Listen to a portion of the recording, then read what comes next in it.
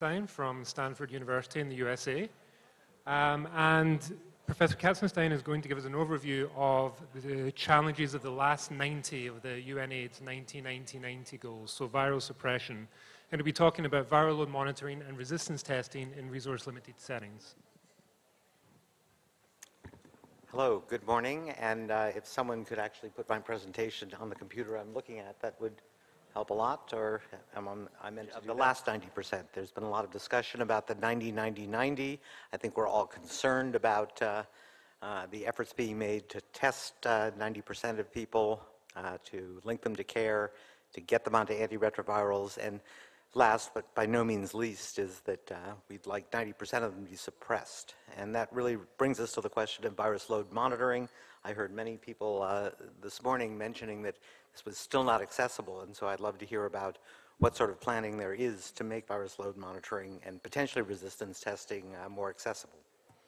Access to ART worldwide has significantly increased, but as we heard today, it's still very heterogeneous. And I guess the last number that I've heard was more than 17 million people are now on antiretroviral drugs, but we're still a long way from having everyone who's HIV positive linked to care and on ART, and that's really the challenge before all of us.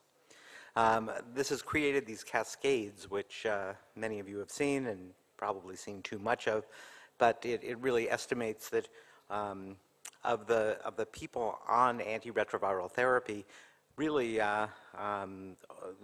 less than half of them are in fact suppressed, and that's of concern because in fact that last 90 is critically important in order to prevent transmission.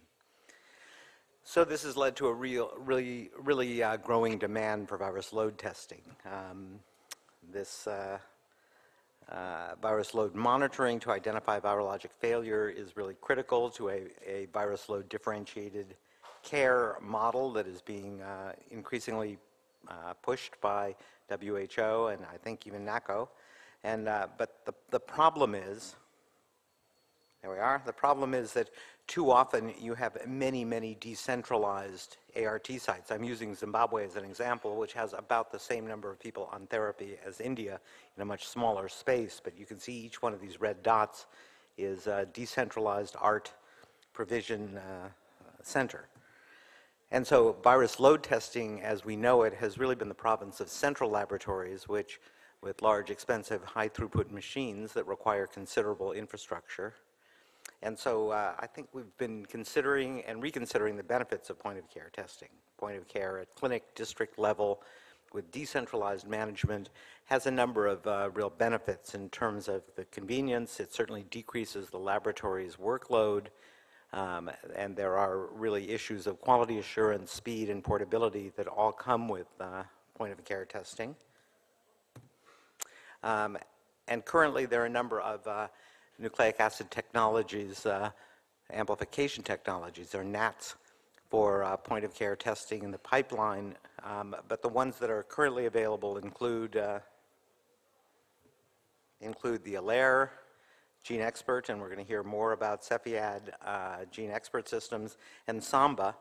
And I guess I wanted to report a little bit on the community-based ART and expert HIV-1 quant experience that I've had in Zimbabwe. I've been working with Chimoio Hospital, a remote area in which there really is community-based antiretroviral therapy. Why this doesn't want to let me use my little pointer, I'm not sure, but what you see in the lower left-hand part of the screen is in fact a drug delivery day at Chimoio, in which there's a nurse and a pharmacy assistant who are essentially handing out antiretroviral drugs to all 143 people in this rural community who are taking ART. This occurs every 2 months, and what we've added is a phlebotomy every 6 months, in which we were testing using, in fact, the Gene Expert shown in the upper left-hand part of the slide. There we are. In which plasma can be essentially entered into a small chamber, which then is inserted into a machine, and 90 minutes later you get a virus load. So drug resistance is an increasing challenge to the last 90 suppression. And in naive individuals, it's transmitted drug resistance that's of concern. And I guess I wanted to turn everyone's attention to this interactive website, which can be reached at hivdb.stanford.edu surveillance map, which Bob Schaefer has put together with Sue Rhee. And essentially, each one of these dots represents one or more studies of about 300 that they looked at frequency of transmitted drug resistance in different parts of the world. And I had hoped to be interactive here, but I think that might have been a dream. But let's see, this one in fact is I believe, I highlighted one of the Mumbai studies that's been published. And in fact, you can roam around these little dots and look at the frequency of drug resistance as reported. So HIV drug resistance is also very important for first-line and second-line failure. It helps us differentiate non-adherence versus resistance, identifies multi-drug resistance, and really defines treatment options for salvage and third-line therapy. Ravi Gupta has recently put out with the Chino-Res study group a sort of global epidemiology of drug resistance showing very high levels, certainly of NNRTI, of M184V, and of tenofovir resistance among people who are receiving continuous modern regimens. And the failure of ART and genotypic resistance testing in LMIC countries is really focused on confirmed cases of greater than 1,000 copies per mil, which means you don't start looking for resistance until you have an effective means of measuring virus load. Certainly, we and many others are doing genotypic resistance testing using lower cost Sanger sequencing methods. And point mutation assays, though, at near point of care, hopefully someday at point of care, are really becoming the hope that we will be able to provide to the patient solid information at the time of a clinic visit. So drug resistance is mainly assessed by genotyping, and that's HIV RNA by Sanger sequencing, which is our sort of gold standard for identifying drug resistance. It can include proviral DNA, can be done from whole blood, PBMCs, and even dried blood spots. And there are lots of ways of assessing and surveying the number of drug resistance, the number of people with drug resistance in a population. Now, genotypic resistance testing is increasingly moving towards point mutation assays because they should be faster, cheaper, and better. There's the oligonucleotide ligase assay, or OLA, allele-specific PCR, which you'll hear a little bit about, which is being done in India, and pan-degenerate amplification and adaptation, which is much more easily remembered as PANDA. And this is really based on work that, again, Sue Rhee and Bob Schaefer and many people in the resistance world have stimulated by looking at large databases of HIV-1 drug resistance mutations, and across that were being used throughout the world, and then look to try and identify point mutation assays that could be developed and tailored to widely used first-line regimens. And the bottom line was we come up with this gang of 6, in which if you look at the prevalence of drug resistance mutation in virologic failure from the Stanford database in low and middle income countries, and this is looking at about 25,000 people in upper income countries and 24,000 in low and middle income countries, you can see that these 6 drug resistance mutations,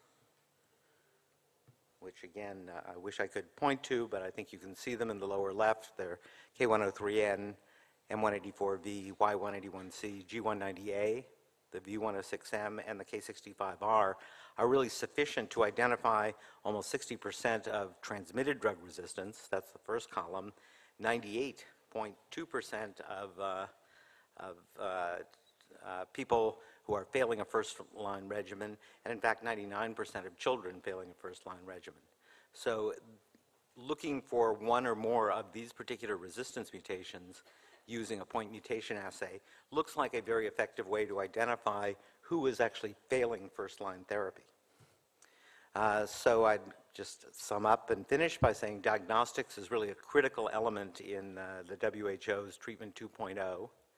Virologic monitoring and virus load assays are something we should strive to make available to everyone on antiretroviral drugs, hopefully once a year.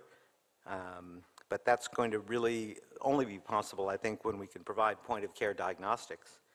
Drug resistance assays and particular point mutation assays really will help us optimize drug regimens, and then treatment and greater than 90% suppression will prevent transmission and end the HIV epidemic. This is the plan that we will soon be at the end, and I think the end is a really good place to be in the case of the HIV epidemic. So thank you very much, and I'd really look forward to the other presentations.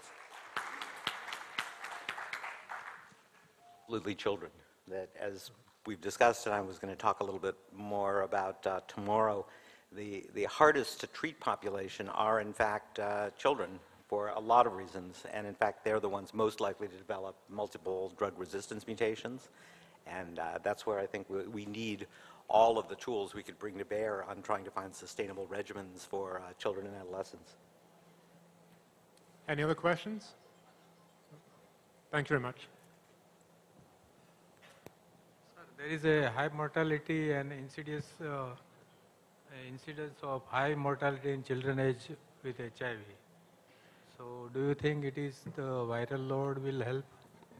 Well, I think the high mortality from HIV is really because we haven't been very good at getting the drugs to the patients. We have to develop management systems that include really making treatment more accessible, diagnostics more accessible. But those have been the at least proven instruments that we have that will decrease the mortality, if that was the question. Thank you.